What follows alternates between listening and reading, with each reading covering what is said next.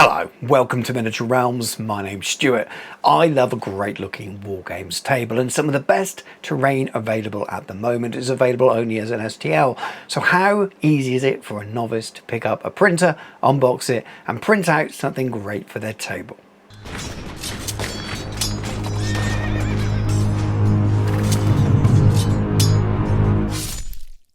Miniature Realms is proudly sponsored by Counter-Attack Bases. They stock a wide range of counters, gaming aids and movement trays for multiple game systems and offer custom items to suit your club, your event or even your podcast or YouTube channel. Check out the link in the video description.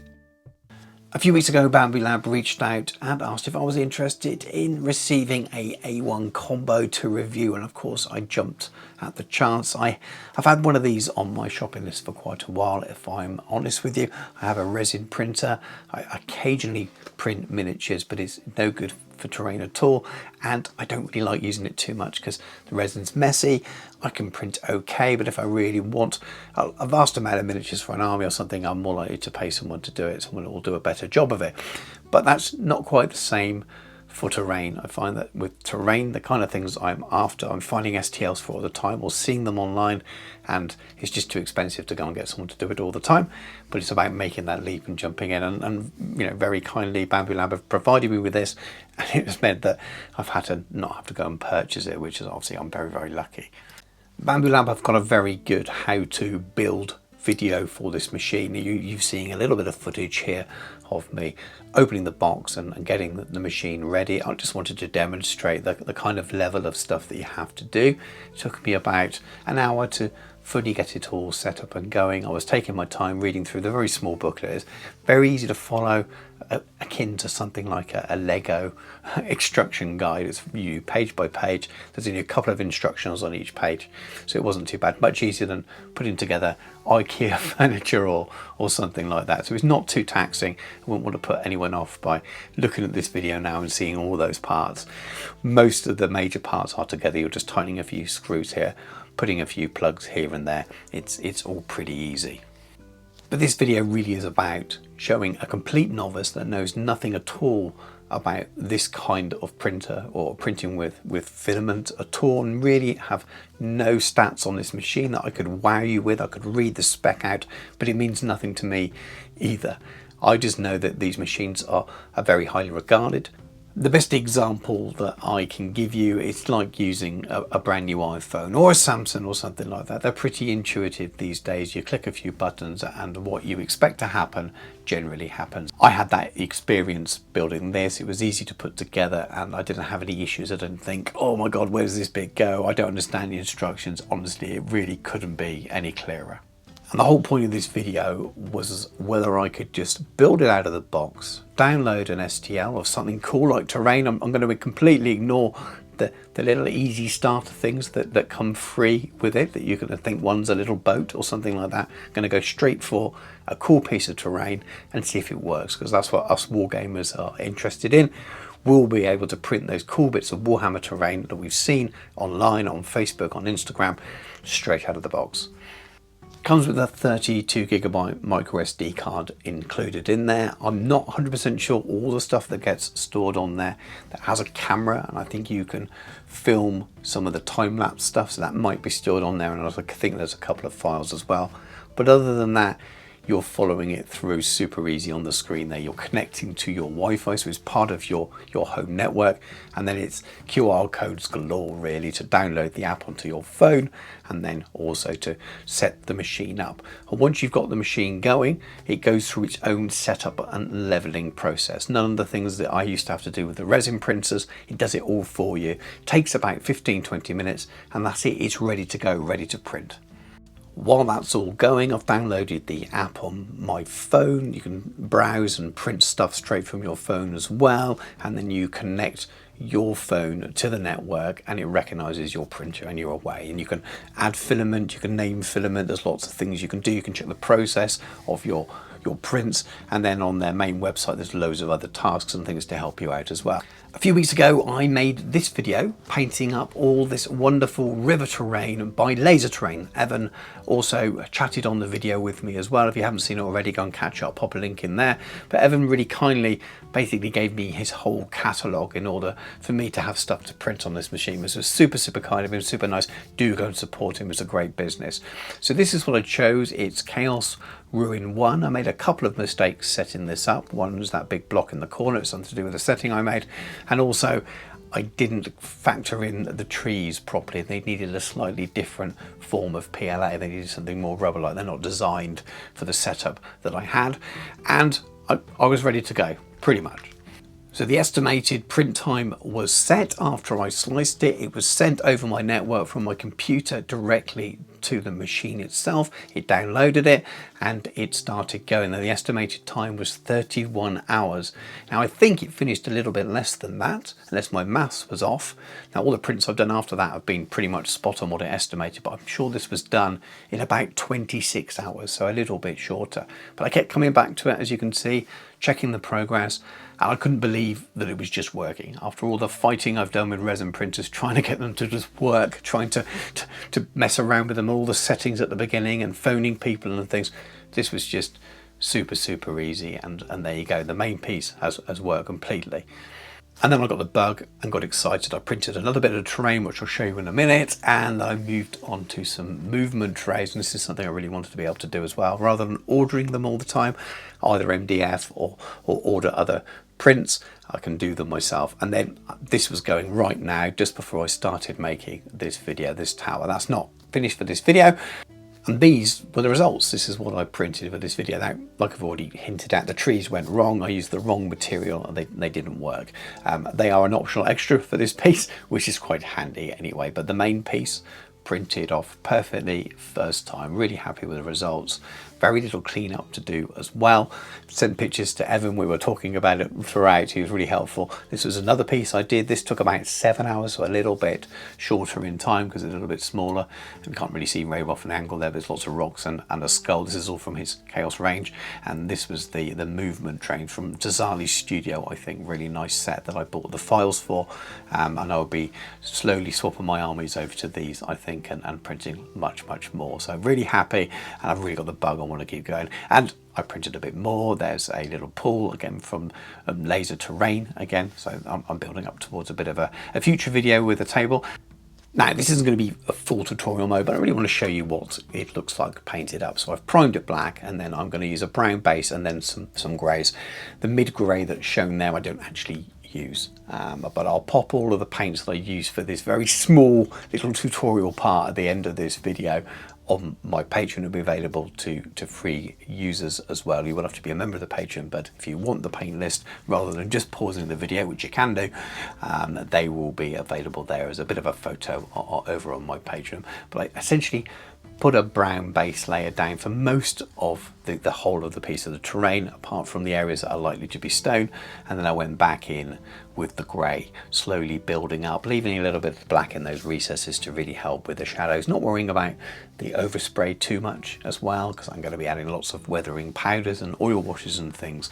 But this was a really, really quick job. I think I painted this whole piece of terrain in about 90 minutes, something like that. And it starts to take shape as I build up those layers of grey, trying to keep a bit of an angle so that it really keeps those shadows in the undercuts and underneath, and in between the blocks of stone that are visible there as well.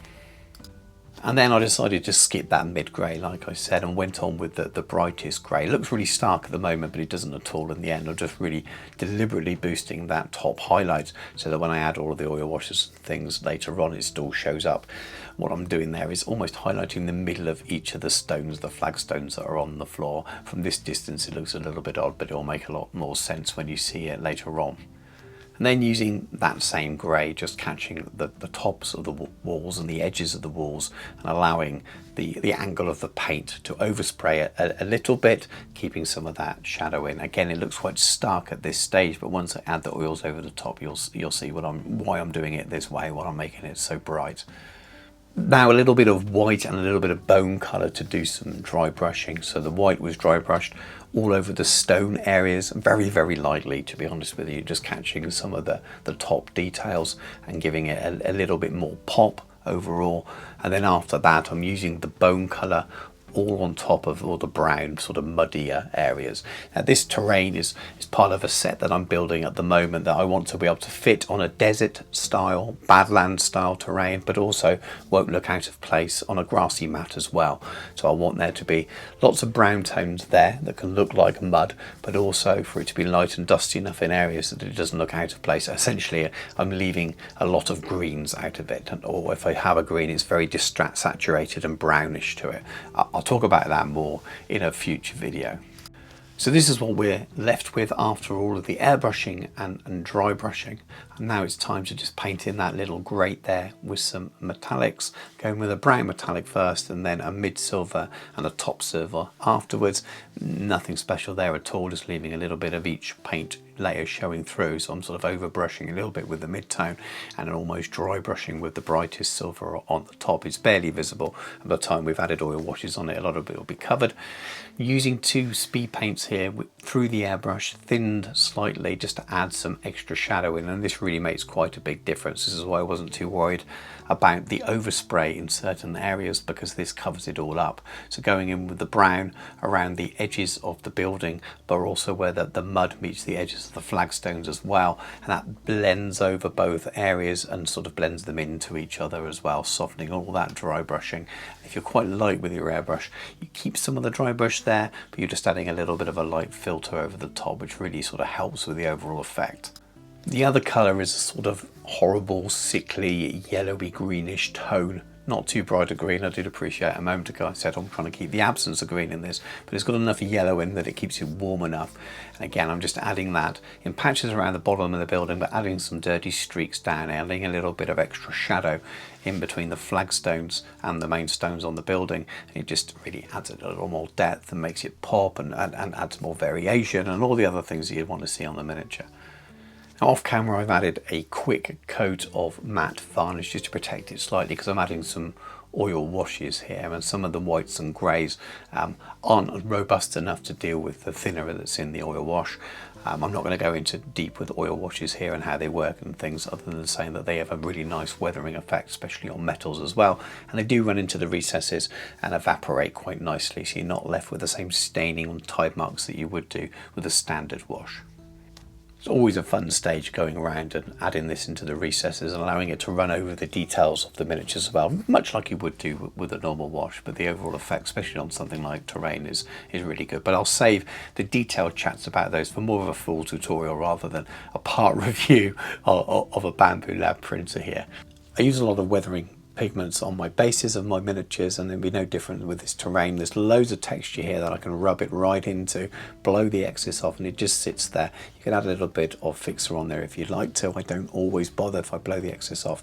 It seems to sit in there quite well, and the AK stuff is quite silky as well, so it doesn't remove from miniatures like some of the more powdery ones do. After that, it was on to the finishing touches, just stuck on a few little tufts here and then, gone for a nice dead grass effect. Again, so it works with the Badlands themes, the desert themes, but again, it still won't look out of place. I'll put this on a grassy mat as well. It just look a very muddy area. And as you can see, then I'm just adding a little bit of water effect. This is still water, none of the UV stuff that you may have seen me in videos before, because it will warp the 3D printed plastic, but that's it, all finished. Now that was a pretty quick paint job, but absolutely fast enough for terrain. But the main point of this is that that's a lovely design piece by Evan at Laser Terrain, so thank you again to Evan, but how simple it was to use that printer. Yes, I've been given the printer, so I understand that people will say, well, of course you're going to give a positive review of it, but I'm generally blown away about how easy it has been to use. I thought I'd be fighting with it for ages while I tried to get it set up and to get it to work, and that was my experience with resin printers before. And yes, they're getting better all the time, but my first experience with this kind of printer was just absolutely fantastic. Really easy. And if you've got the space for one and you can afford one, and you look at all this terrain online all the time and think that looks great, then I really recommend thinking about picking one up, because yes, it takes a long time to print some of these things, but you kind of set it up and leave it going. And then you come back in a few hours or maybe 24 hours, you've got a really cool piece of terrain which has cost you next to nothing. The electrical use is minimal and the PLA is really, really cheap. I spent £12 on some PLA and I've printed loads of stuff already and I've only used about half of it. It really goes quite a long way. Thank you very much for watching. Hope you enjoyed the video. I had so much fun printing stuff. I'm a little bit addicted at the moment to printing stuff. And thank you very much to Bambu Lab for sending the printer over. It's definitely one of the perks of doing YouTube sometimes, that you very luckily get sent things for free. So I'm very, very grateful for that. And I will definitely continue to print off things that you'll no doubt see on the channel over the months and years to come. I'll pop a link to Bambu Lab in the video description and the comments as well, so you can go and check out your own printer. They have offered me an affiliate link to do that. I'm not going to do that at this point for this video. I was giving it already, so there's already a certain amount of bias to anything I say about it, but it is fantastic. I found it so easy to use, as you'll have heard throughout the video, but I don't want to then think that I'm just selling this to you so you click through a link. So I'm not including that here. If you like what you see, by all means go and pick up one, purchase one of these printers or something like it, because I don't think you'll be disappointed at all. In the future, if I continue doing other stuff, I may activate that link and use it, but right now for this first video using the printer, I'm not going to put that in there, so you can maybe trust me a little bit more with the nice things I've been saying about it. If you're new to the channel and you found it just for this, I do lots and lots of hobby stuff to do with wargaming, mostly Warhammer the Old World, but I touch on so many different games, historical games as well, so have a good snoop around. There's loads of painting tutorials, there's loads of hobby-based videos, building, painting, terrain and things, and there's also loads of reviews as well, including new products, reading rules, all of that kind of stuff. So there's a vast range of videos, well over 600 now, so have a little snoop around the channel and see if there's other things that take your fancy. If you're a more regular viewer, thank you very much for coming back. If you're not already a supporter on Patreon, please consider it. Go and check the link out in the video description. It's the very best way of supporting me. There's 4 different tiers on there. The bottom 2 are more about basic support. The top 2 I give a little bit back in terms of painting coaching, and the top tier is actually over Zoom as well, so we can chat quite a lot and can help you out, maybe. But thank you to all my existing Patreon supporters. I really couldn't do what I do on this channel without your help. But thank you very much for watching. Take care, and I'll catch you soon.